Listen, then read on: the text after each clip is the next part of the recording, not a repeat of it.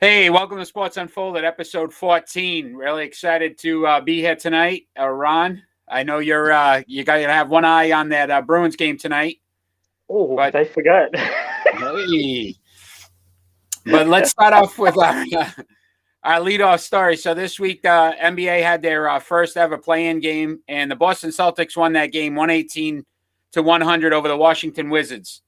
They're now going to face the Brooklyn Nets in the first round. Do you think they have a chance to win the series? They have a chance. I mean, the Brooklyn Nets are a little beat up, so that gives a little bit of an advantage for the Celtics to kind of even it up. I still ultimately think Brooklyn's going to win this, uh, So I especially looked if at it. Durant is in and everybody. So the Brooklyn the big three, if we want to call them the big three, they've only played 9 games together so far. Yep. So again, there's still some continuity there that they haven't had the experience on the floor. That helps Boston. But Boston's 0-4 even without the big three. They've lost 2 early games early in the season before they had Harden. No Jaylen Brown, so their second leading scorer. That's definitely going to hurt them. I don't think Boston gets out of the first round on this. I think No, I this don't is think going to so be a either. disappointment. Well, going by what I said at the beginning, Brooklyn's going to run all the way through. So, but going by that, I have to agree with that. So I got the Nets winning in 6 games. Mm, We did a that might be Facebook too much. poll. Yeah, that might be. I'm giving Boston a couple of those 50-point games from Tatum. Yeah, when he shows up. Yeah. So Facebook poll, we ran a poll. 67% of the fans said that they do not believe Boston will beat Brooklyn. So fans consensus as well that they believe that it's pretty much one and done for the Boston Celtics this season. Yeah, that's not good because this team should have been better. Yeah. And they did it to themselves, putting themselves in a hole. So they have no one else to blame. Yeah.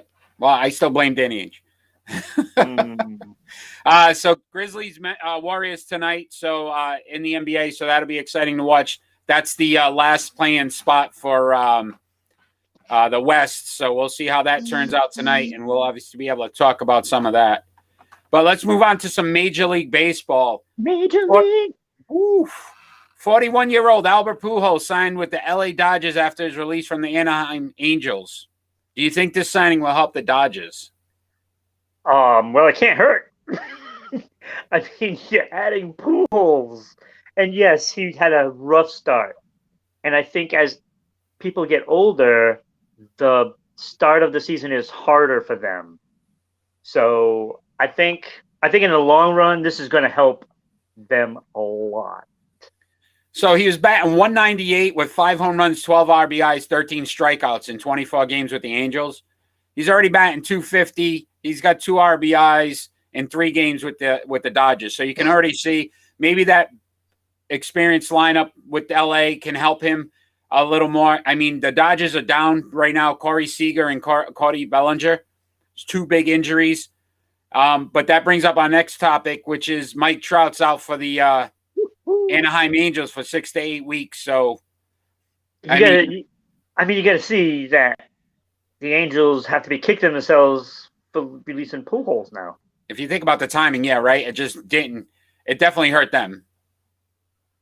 Because whether he's going to put up the numbers like he did, which is highly unlikely, but having that bat, that threat, is huge. And when you're missing Trout, that's a big gaping hole. So, one of the questions I wanted to ask you: do you think we should still consider Mike Trout the best player in baseball? I mean, that's always been the word going on. Mike Trout, best player in baseball. Again, if you think about what he's done with the Angels, they really haven't won much. I think he's been to 1 postseason since he's been there. Shame. Do you feel like he's the best player in baseball? Who was the best player last year? It's a good question. Mike Trout. Right. So until somebody knocks him off, yeah. So I was looking at it this way, though. He's batting .333, which sounds really good. But it's only 7th in Major League Baseball, but he's in the top 10. He's 37th overall. He's tied for 37th overall in home runs with 8, 91st in RBIs. The team's 18-24. They're fourth in the West, which again we said they're definitely underachieving. Yeah, But picked them first. I don't even think he's the best player on his team right now as a hitter. With Ohtani, he's got 14 home runs and 33 RBIs. Yeah, that's pretty good. He's not even Ohtani's special though, and he's pitching. Yeah. So, do we start to look at Ohtani as possibly being the best player in baseball? Yeah. When was the last time somebody like him was in the league? Babe Ruth. Exactly. It's been a long, long time. Right? It's Babe special Ruth. To see, to be honest with you. Anybody that's out there watching baseball right now, enjoy it. Because it doesn't happen. Yeah, you're not going to see this again. This is definitely something where when they brought him over and there was a debate as to should he pitch, should he also hit, I didn't think it would happen because in Major League Baseball, it's not like it is overseas. You know, those guys do play the field and hit, and it's amazing to see what he's doing over here in the major leagues. It's like I said, it's a special thing to see. And think about those 100-year-olds right now that got to watch Babe Ruth play, and now they get to see this. Yeah. Ohtani, I mean, it's something special. I'd say Mike Trout's got to look over his shoulder because he may not even be the best player on his team. Not right now. And we went through this with Sidney Crosby several weeks ago. How people kept thinking he was top 5 all time. We're looking at the same thing. Now, he's not the best player. He was last year, but it's a new year. So, how about this stat? Currently, there's been 6 no-hitters thrown in Major League Baseball. Is this because it's solid pitching or the hitting has gotten worse? The ball. I think it's the ball. Oh, it's absolutely the ball.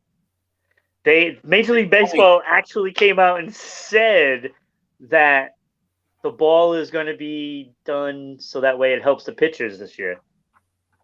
They said it. So I looked at it. This currently is the lowest batting average in the last 10 years. So 236 right now is the average. Terrible. Second worst was 245. So you're looking at almost a 10-point difference. ERA is at 395. The lowest was 373 back in 2014. Strikeouts, though, are the highest it's been in the last 10 years. It's gone up every year. Yeah, so they're almost going for home runs. Exactly. I don't think it's the pitching. I don't think it's the ball. I think it's that the league has changed where all it is, it's about hitting home runs. Trajectory. Yes. You know, what was that back in the day, back with the Barry Bonds and Mark McGwire, Chick Stig, the long ball?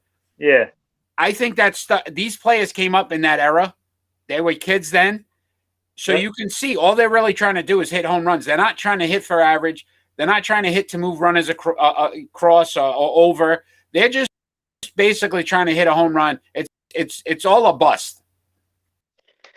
It's showing that nobody knows how to hit anymore. That's what it's showing. Those days of Wade Boggs, Tony Gwynn, players like that, they're not there anymore. Because if you're not hitting home runs, you're not playing. And it's like that with almost every position now. So you used to be able to get, like the shortstop would be just defense. Yeah. Now, nope. Yeah, how many home runs can you get me? So this is the name of pitchers that have thrown no-hitters, and you tell me if you know which teams they play for. It's a little trivia for you. All right, let's see how I do. I don't know if I'm going to do well. I don't think you will because these names, I was like, who is that? Joe Musgrove. Wow. Plays for the Padres. Carlos Rendon. Oh, come on. These are the guys with no hitters? These are the guys with no hitters so far. Jesus. White Sox. John Means. Oh, that's Baltimore. There we go. You got one. Wade Miley. Oh my God, he's still pitching? Yes, he is. Wait, is he in Cincinnati? He is. Good call. 2 for 2. 2-2. Spencer Turnbull, Oh my gosh. I don't know. Detroit, the Oh, Tigers. And then the only one that I really knew is Corey Kluber. oh yeah, well, he just did that. Yeah, the Yankees. So you want to know the funny thing that I really found interesting. Musgrove and Kluber pitched the no-hitter against the Rangers. Randone and Miley against the Indians. And Means and Turnbull against the Mariners. So Okay, so we know who sucks. those 3 teams need to fire their hitting coach Yes. because they're the only teams that have been no-hit twice now Oh my in the Lord. same season. That's this year. embarrassing. That is, it's unbelievable. As I'm doing the research, I'm going, wait a minute, these are the same teams. So realistically, it's the hitting coaches on these teams must not be very good. Yeah, well, you know. So you know who's not on this list? So technically, there's been 7 no-hitters pitched. Right, because it was 7 innings. Bumgarner. Yeah. There it is. We talked about that already. We talked about this on the face-off. Yep. No-hitter. I think I won. You never win the face-offs. Let's win. Be realistic. I always win. So technically, That's really the one that should count. Right? So there's been 7 It was a legitimate team. 7 no-hitters. So we'll have to see. I mean, I think Major League Baseball has to change that rule if they're going to change that doubleheader rule because there should be 7 technically right now. Right. Once again, if you're joining us, we are live on Rhode Island Broadcasting. We're on every Friday night at 6 p.m. on Facebook, YouTube, and Twitch. Follow us on social media on Facebook and Twitter at Sports Unfolded. Follow Rhode Island Broadcasting at Broadcasting RI on Twitter. On Instagram, you can follow us at sports_unfolded. And our new podcasts, which are on Spotify and Anchored. So we're really excited about that. We're getting some traction on that. We're glad to see the fans are enjoying that piece of what we can bring you. So that's really exciting. You can see it. Well, listen to it, I should say. Yeah. Anchor, Spotify, also Google. So Google Podcasts and several others. Awesome. So that's good stuff. All right, let's talk some NFL. NFL. We're going to talk. Brian Hoyer has re-signed with the New England Patriots. It's a 1-year deal for the 35-year-old quarterback. What do you think? Okay, so this is going to hurt you. Uh-oh. I say that because if they're signing Hoyer, then I think there's a possibility that Cam Newton gets cut at some point. You're crazy. Hear me out. Okay, go ahead. Our favorite receiver, Edelman, mentioned that Cam isn't the one that really has the job. They handed him the job thinking that that's going to be the best for him. But he's the one that has to beat out, their number 1 draft pick. Mac Jones. Yeah. And that's what Edelman is saying. Not straightforward, but you read those between the lines, you know what he's saying. So I'm going a different direction. 6 years with the Patriots, knows the system. He's not going to play, right? Obviously, he's not going to play unless there's catastrophic injuries where they need him to. He knows that system. He's a coach at this point. Right. They're going to utilize him, start Cam this year, let Mac Jones in that quarterback room learn the system, learn from Brian Hoyer. Stidham's the odd man out here. To me, Jarrett Stidham's getting cut. It doesn't make sense. He is. What's the point in keeping him? How do you? I really think they're hoping that Mac Jones takes the reins. Yeah. And I think that if that happens, Cam is getting cut. And then Hoyer would be stepping in to be the 3rd quarterback and coach. Because he's going to be relied on for Stidham and Mac Jones, whoever does win it, which we know is going to be Mac Jones. I truly believe Mac Jones is going to be quarterback. I'm going to break some news to you right now. You're going to hear it here first. We're going to be all over the internet after this one. Julio Jones will sign with the New England Patriots. There's going to be a trade. And the reason he's coming to New England is because he wants to play with Cam Newton. And that's been thrown out there. If that happens, that would be joyous. So, to me, if that does happen, then obviously Cam Newton would have to be. I think they set this up. They grabbed Julio Jones. It justifies them keeping Cam for the year. Now, is that official? It's not official yet. It's going to happen. I'm telling you. What do you mean, going to happen? Or is it like done? It's not done. It's not done. That is a Sports Unfolded. So they stand by what I said. Sports Unfolded exclusive that Julio Jones will be a New England Patriot before the season starts. Okay. We're calling it here on Sports Unfolded. And what I'm going to tell you is that gives Cam the 1 year as they bulk up this season. Mac Jones learns with Brian Hoyer in that quarterback room. Mac Jones is our starting quarterback next season for sure. 100%. Well, hopefully it does happen. That would be nice. Let's talk about another quarterback in the NFL. Tight end. Tim Tebow has officially signed his 1 year contract with the Jacksonville Jaguars. Didn't we go through this? Do you think he's going to? Well, it wasn't official. It's official now. Yeah. Is he making the open today roster? Yeah. Because they're going to think it's too golden to make these trick plays. I mean, that's what they're going to do. So the wrong thing, but they're going to do that. I'm gonna throw out some names again. Did a lot of research this week. Yeah, sounds it. Chris Manhertz. Who hurts? Luke Farrell, Ben Elferson, and Tyler Davis. That's their other tight ends? That's their other tight ends. Oh, my gosh. So between them, Manhertz has played 6 years, has 12 receptions in his career. He's played 6 years? Oh, my God. Luke Farrell's a rookie. He had Will Ferrell? What? Luke Farrell. Oh, Luke. I think you said Will. Not Will Ferrell, not the actor. Probably better off. 34 receptions and 4 touchdowns in 4 years at Ohio State. Oh, he wasn't even good there. Ben Elferson has had 1 reception in 2 years.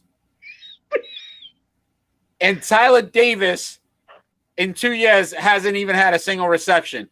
Okay, there's a good shot he makes it as a tight end here. It's sad that he's the top tight end on the team. Is that not crazy? That's insane. As soon as we're like, why would they even try this? As I started to write these names down, I said, now it makes sense. It can't be any worse. Okay, so I'm going to say something. Remember a couple of weeks ago where we were talking about who would make the biggest impact for rookie quarterbacks? Yes. It's not going to be Jacksonville. They're not going to win 6 games. No. Okay. They're not winning. So we going with your boy in Ohio from Chicago? Oh, absolutely. Fields it's is not even a question. I love it. I love it. We'll have to see how this all turns out. I can't wait, to be honest with you. No, it's going to be a fun season. I really do. I mean, and there's still so much left to go. We're talking September, so a lot of time. About what? Another 4 or 5 weeks for the Bruins playoffs? Yeah, maybe. Well, that's good segue, my friend, because we are on to the NHL. NHL. The playoffs have begun. Playoffs? Woo! How excited are you right now? So let's talk about some of these series and so far where we're at. So there's 5 games tonight, one of which is starting in about 10 minutes. I'm not going to say which team. And I'm not near my remote. Oh, boy. So Pittsburgh's up 2-1 on the Islanders. Expected, correct? Yes. Think Pittsburgh's going to pretty much win that series easily. I don't know. The Islanders could surprise you. Bruins are up 2-1 on the Caps. What do we got? Not a surprise. No surprise? It's not a surprise, but it's a surprise the way they've been playing.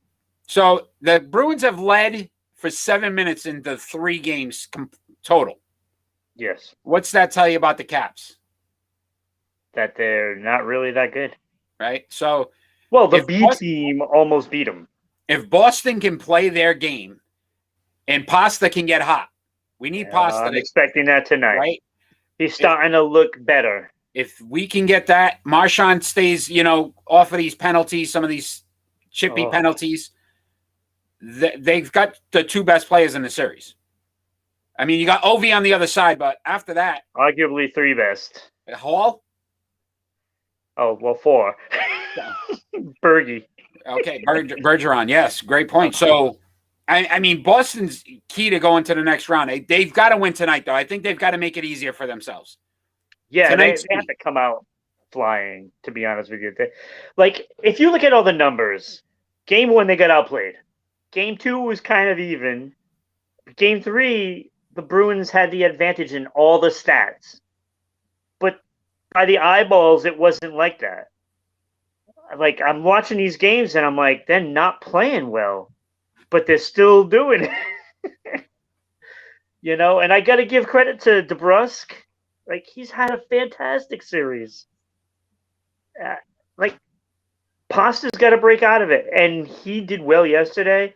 Had chances, and this just brings me back to COVID.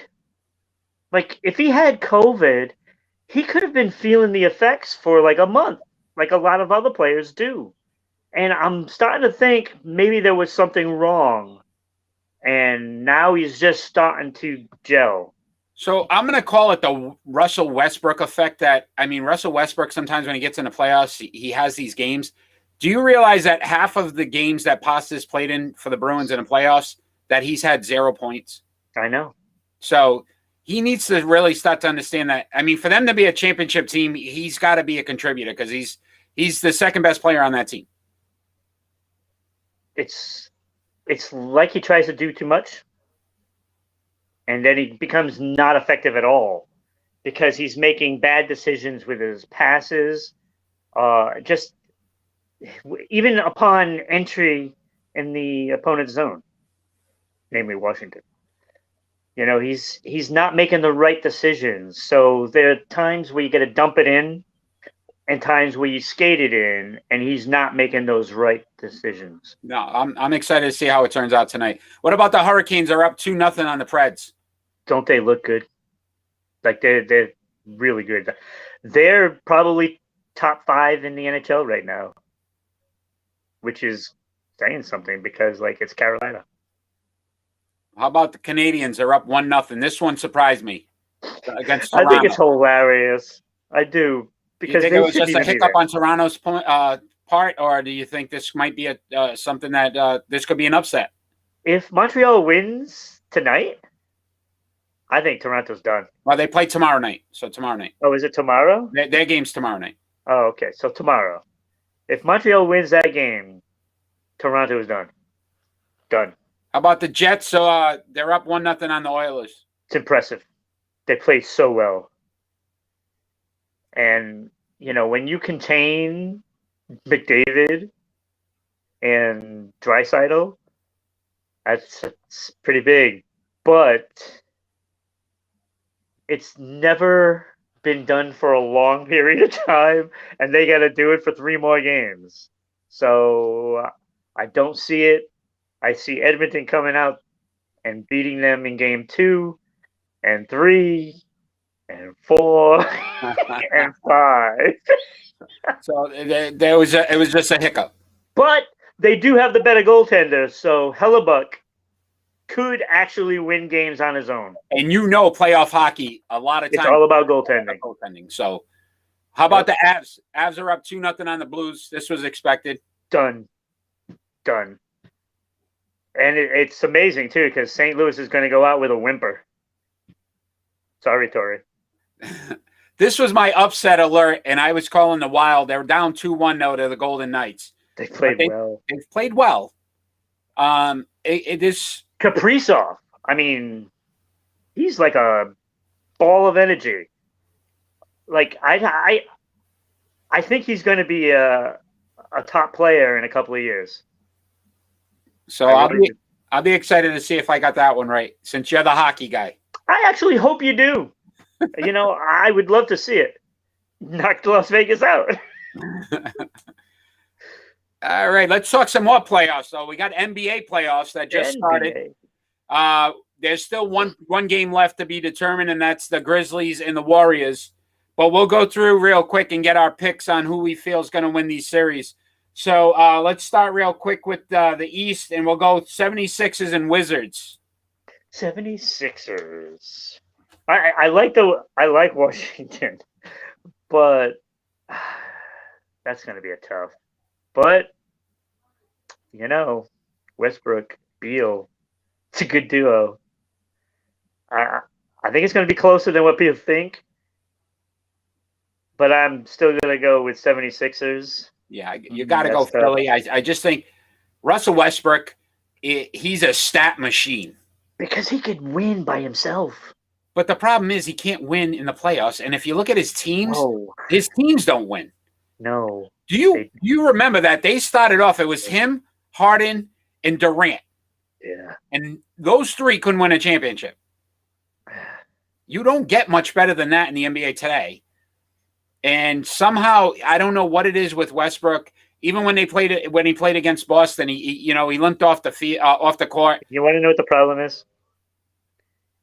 He has to have the ball, and if he's not doing it, then he doesn't want to put in the effort. Yeah, and I mean the Wizards have Beal, who's the second leading. He was the runner-up in scoring. So I mean, the two of them alone could possibly take it. But I think Embiid, who's an MVP candidate, he's turned that corner. He's becoming that superstar that we all expected him to be with the process. Oh, that's tough. That's tough. My brain is telling me yes, it should be the Sixers. Yes, but I don't know. Right, well, that could be an upset. We'll keep an eye on that. This one excites me. Knicks and Hawks. It's a good matchup. That's a very good matchup. You're talking defense. Knicks #1 defense in the league, going against Trae Young, who I believe will be the next Steph Curry. He by far, that shooting that he puts on, he's a clinic. He can distribute the ball. I mean, the Hawks overachieved, but if you think about it, they're a young team. What do they have to lose? Yeah, it should be a dynamite series. But I think I do like the Knicks better. Yeah, we discussed this before. I think defense can beat, good offense, even if you're having a bad offensive night. Especially if it's a shooter. Yeah. Because, if you can get a string of stops against a team that shoots from the outside, say, that luck runs out and defense prevails. Bucks Heat. It's a good matchup. No. Bucks. Heat beat them last year in the bubble. 5 games. Bucks. All right. He beat them last year in the bubble. You sure? Yep. Okay. You don't think that the Bucks remember this? I'm gonna go with that as well because I just think Giannis is he's on a mission. Going to be ready. He's on a mission. Going to be ready. Nets Celtics.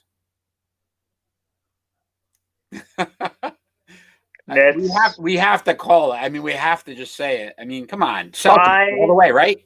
Maybe 6, but I doubt it. Yeah, the Brooklyn gets that one. I think all the highest seeds win in the East. I don't think there's going to be an upset. The only one that's questionable, maybe the Hawks and the Knicks.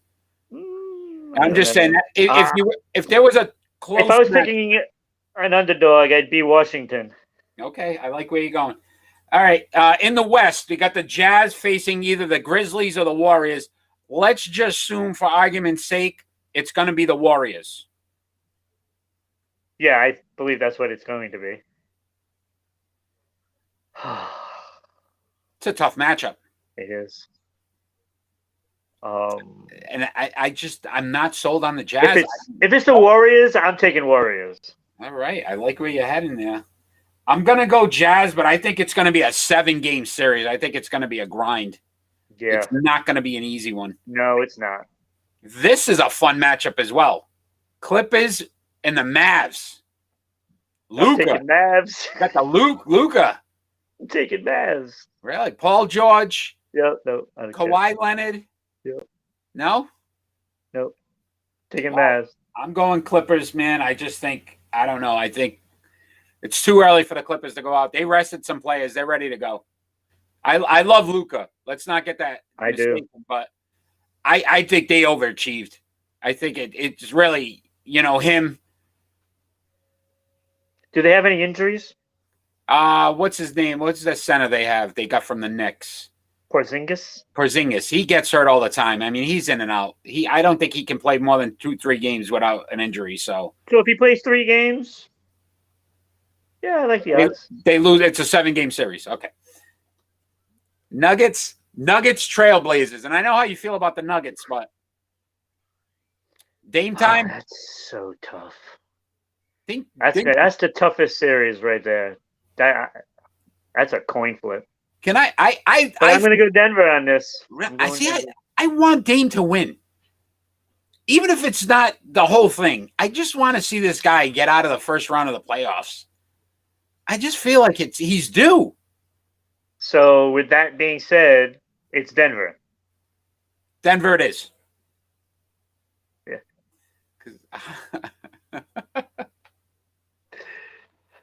This is a fun one. It's tough. And this is gonna be on our face-off, so you might be able to give up your answer now. Currently, Suns, Lakers. Wow. Lakers. Well, I'm going underdogs in 3 of them. Woof. Love what the Suns did. Love Chris Paul. I think, again, if you look at it, that team has done amazing things, Phoenix. Chris Paul is another one of those playoff guys that just somehow can't seem to get it done. Exactly. Devin Booker's a superstar. Kid can shoot the lights out. I love Ayton. I think that kid, he's a solid big man. But I still feel like, how do you beat LeBron? How do you beat LeBron? Has anybody on the Suns ever made it out of the first round? No. Well, Chris Paul has. He has, but I mean, his team's just for some reason. I think with the Clippers back in the day, he definitely, I think they lost in the Western Conference Finals. And I mean, you're talking about LeBron, who's had plenty of rest now. Anthony Davis, who's had plenty of rest now. So they've proven that they could win it all last year. So I think it's too early to count them out yet. So 3 of the series, I picked the underdogs. That's pretty impressive. Wow. I mean, wow. That never happens in the NBA either. Ever. It's very rare. Usually the teams with the best players get the wins, but this could be the first. It could be, and you've called it. Yep. Ron, what time is it? Well, it's not playoff time. Not playoffs. We're done with the playoffs, baby. Oh, it's pick and roll. Pick and roll, my friend. You pick them, and you got to roll with them, my friend. This is a fun one. Surprise the hell out of you. All right, I like it. I'm going to go first this week because you went first last week. But what we're doing our pick and roll on this week is how would you rank these all-time pro rivalries? So that was important, pro, because there's a lot of great college rivalries out there, but this is all about pros. And the teams we went with the Yankees Red Sox rivalry, the Lakers Celtics, Dodgers Giants, Packers Vikings, and Bruins Canadians. No soccer? No soccer. I just couldn't. I mean, couldn't do it, my friend. Couldn't do it. We'll break down soccer. See, I think you missed out on like tennis, though. Yeah. Jimmy I did and Mac. Team sport. I'm doing team sport. Oh, okay. We could do individuals. That might be one down the road. I like that idea as well because there's some really good ones out there. But I'll start off. My number 5, I had the Packers Vikings. It's 65-55-3 all time. The Packers are ahead in that matchup. Interesting thing was, as I was doing it, 18 players have switched teams where they've played for both teams at some point. Biggest name being Brett Favre at one point when he went over to the Vikings. But I felt like this wasn't the biggest because I could honestly say that the Packers-Bears might be even bigger than the Vikings. That Packers-Bears rivalry might top this one, so it's kind of tough. At number 4, I went with the Bruins and the Canadiens. Mm. And what I would say is this: 469, 345, and 103 Canadians. So the Canadians have won over 100 more games than the Bruins. 106 to 71 in the playoffs. Canadians. The interesting part, though, these two teams have played more games than any other two teams in the NHL, the original 6. So from a standpoint of the amount of games, but when you talk sheer rivalry, it's not close. To me, Montreal's had an edge if you look at overall. I mean, Boston's been better lately from an overall standpoint, but if you look at overall, I mean, the numbers were there. Number 3, I had the Lakers Celtics. 162 and 32 for the Celtics. 43 and 31, again, the Celtics. And to me, this was more about past history. So the 80s, if you talk about Lakers Celtics today, it doesn't have the same meaning it did back in the 80s. The 90s, the Celtics were atrocious. So it wasn't even a relevant series. Then you had the 2 in 2000 where they got to at least play each other, where they split those championships. But the rivalry to me is not what it used to be. You're talking about a 30, 40 years ago to today. So that's why I put them there. At number 2, this was probably the most interesting one to me, was the Giants-Dodgers. 1,259 to 1,238 for the Giants. So it's very close, the series, if you think about all the games they've played. But the interesting part of this, and that I found the most interesting, was both teams started in New York. Manhattan with the Giants and the Dodgers with Brooklyn. When the Brooklyn Dodgers decided they were going to move to L.A., the team actually talked to the Giants and convinced them to go over to San Francisco so they could continue the rivalry. But the interesting part about this was Major League Baseball decided, since New York lost 2 teams, they were going to award them another team, which was the New York Mets. And the way the New York Mets got their colors was, and I didn't know this, they took the blue from the Dodgers and the orange from the Giants, and that's how the New York Mets got their colors, because they wanted to make sure that rivalry still was in New York. So to me, that's a big part to say how important that rivalry was. So obviously my number 1 was the Yankees-Red Sox. And the Yankees clearly have, about a 200-win advantage.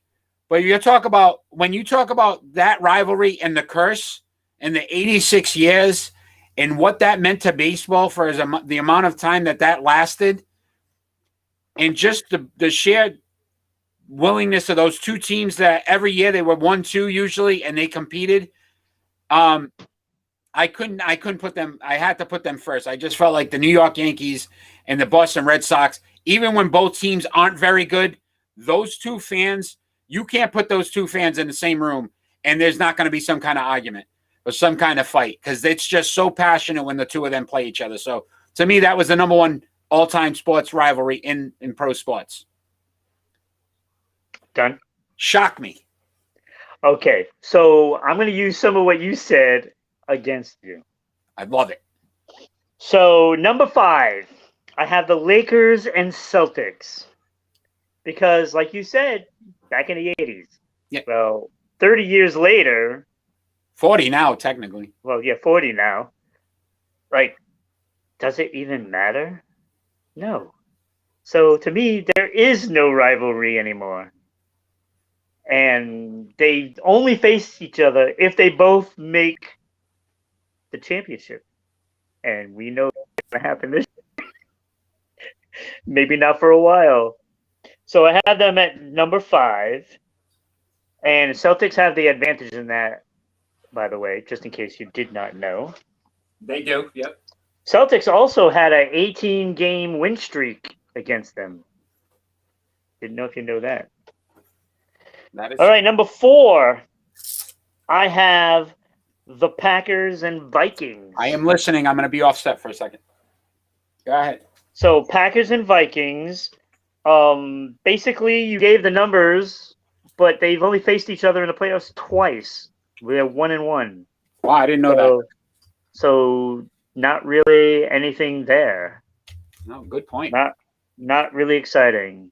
So to me, not a rivalry. Number 3, I have Dodgers Giants, and their records are so close. You know, we're talking what, 21 victories spread apart all of the time. But one problem: they've never played each other in the playoffs. Never, never. No rivalry that is worth speaking of. Okay. So that leaves 2. Yeah, I knew the Bruins were going to be in the top, or one of the tops. I knew you. And for all time, I've always thought it was the Yankees and Red Sox was the best one. My mind has changed, and I'll tell you why.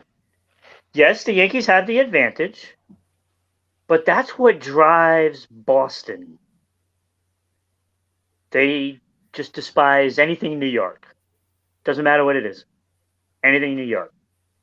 But what you see the last, I don't know, decade, maybe 15 years, it's kind of cooled. Ever since Veritek and A-Rod, that was the end of the real fire. But number 1 is Bruins Canadians. It doesn't matter who's bad. Whenever you play each other, they hate the other team. Hate them. So it doesn't matter if Montreal's at the bottom and in last place.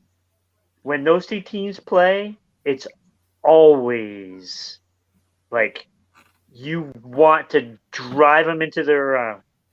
It doesn't matter if the Bruins are bad. Same thing. It doesn't matter if you're not making the playoffs, as long as you beat Montreal. That's what matters. That's the season. So if you lose to them, you lost. Doesn't matter how good you are. You lost to Montreal. Doesn't matter. So you can't tell me that you don't feel the same way about the Yankees Red Sox matchup. I do, but lately it's not like that. I can't find me a Yankee fan today that would say something good or positive about the Boston Red Sox, or vice versa. I've said something good about the Yankees. Which was? I predicted them to win the division. Yeah, that was painful. And you said it was painful because regardless of how good you know they are, as a Boston Red Sox fan, you can't tell me at any point in time that you want the Yankees to win.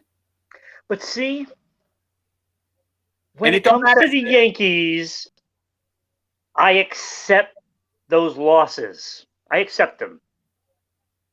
But when it came to Montreal all those years, it was like the league wanted them to win. And it seemed like the referees would always make calls at the end of the game against the Bruins. Or if you're Detroit, you would get calls against you, because I've seen it. And it's just a pure hatred to Montreal, because the way they come off, you hate them. And again, so it's not the same.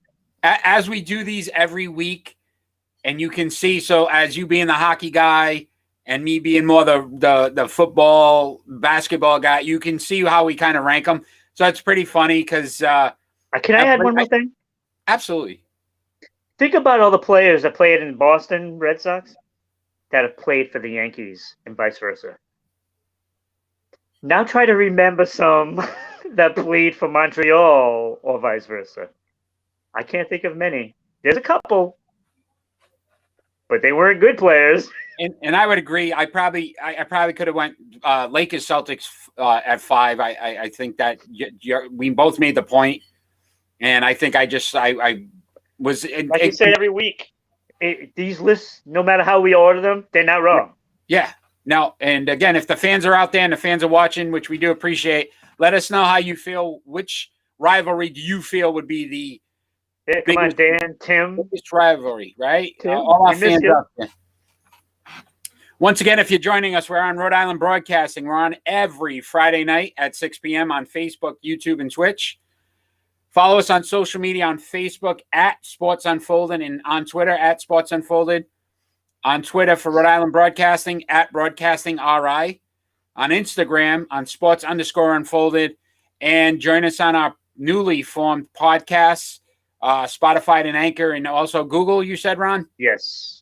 So a couple outlets there. So again, if you can't watch us live, you could always listen to us in your car or listen to us on your radio or however you stream. But anything you can do to support Sports Unfolded, we appreciate it. We appreciate all our fans out there. Thank you. It is face-off time.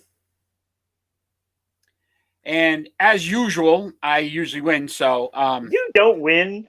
I have the edge a lot, actually. Let's so what we're going to argue today in our face-off is, do you feel that the LA Lakers can repeat as NBA champions? One of us has to be for it. One of us has to be against it, that they will not repeat. We got some fans out there. If any of the fans want to chime in. If not, Ron, I'll let you pick since I got to go first. Oh, I guess I'll be for. So you're for them repeating. So I'm against them repeating. All right. So let me get my thoughts together here because I want to make sure I clearly win again. For like the second time? Hey, wow. On episode 14 tonight.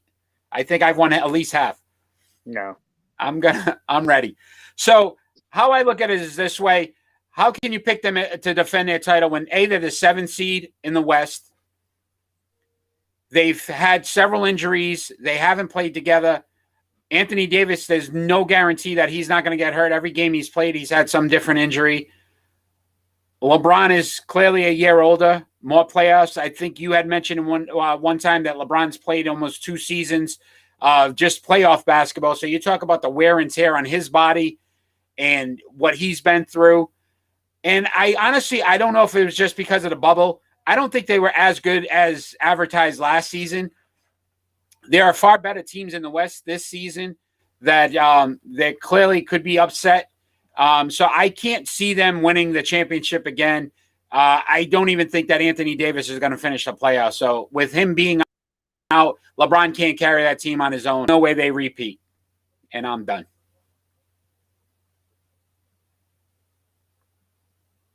Are you there? I think I may have lost you. I think I'm arguing with myself here.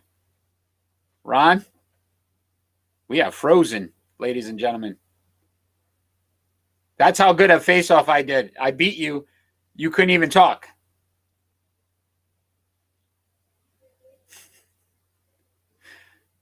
If you're joining us, we're on Sports Unfolded. We're live. We're having some technical difficulties. Ron is working vigorously to get his end repaired. So we are on our face-off, which basically our face-off is one of us argues for and one of us argues against a topic. And today's topic was, can the Lakers beat the repeat champions? So I clearly am going to win this one because Ron can't even get his argument out. So on that note, episode 14, I'm clearly the winner here. I appreciate all the fans that are out there tuning in live. We do have some live views tonight, so appreciate that. Follow us on Sports Unfolded at Sports Unfolded on Facebook and Twitter. So we have a couple of opportunities there to definitely follow us. Like, comment, share our page. Let us know what you think of the show. Let us know if you have any ideas for anything that we can do differently. Comment even while we're filming our show. We can take live comments. So anything you can provide us there, we appreciate as well. It just helps feed the show, helps us continue to, cover topics that you may be interested in, and obviously topics that maybe you want to hear about. We are excited to announce that we will be doing a Sports Unfolded presents The Wrestling Den, which will have a wrestling theme. I got a couple of my keys. Will be discussing wrestling and topics on wrestling, which will be new that we will present to next week. as an off branch of Sports Unfolded, because we know the fans out there have wanted to listen to wrestling or hear some wrestling talk, so we want to provide that to you. So stay tuned and look out for that. We'll be advertising it all next week to let you know which day you can tune in so that you can clearly follow any wrestling talk that you may want to hear. Really excited to see this show take off with the Wrestling Den. And we're going to go to predictions, which Ron is still working on his technical difficulties. But we're going to go to predictions now at this point. And we're going to talk on 5/23, the Cubs at the Cardinals in Major League Baseball. And Ron's going to text me in his answers. So Cubs, Cardinals. He's going Cards. I'm going to go Cubs just because I want to be different. Ron did win last week. He had his he was 1-0 last week on the one game we did go. Again, he won. Yes, he won again. 3 straight, I believe. NHL, we got on 5/23. It'll be Game 5. Game 5 of the Bruins and the Capitals. And that's at Washington.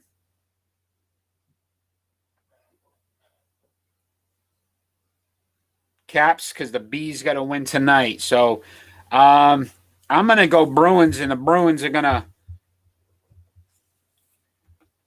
to take over that series in Game 5. On 5/22, we got the Celtics at the Nets. That's Game 1. Celtics at Nets.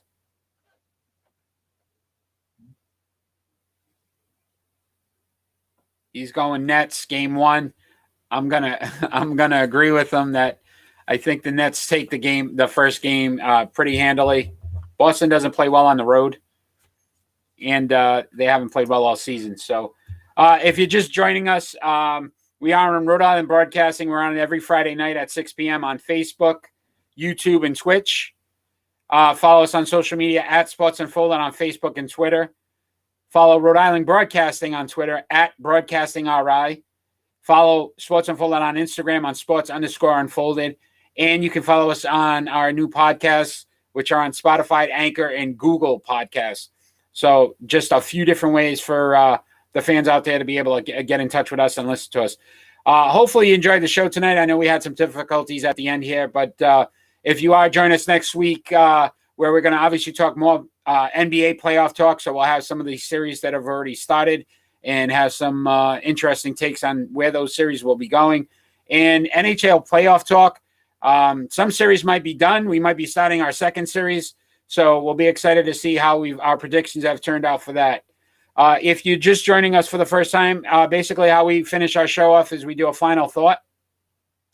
And our final thought could be about any topic. It doesn't necessarily have to be sports related.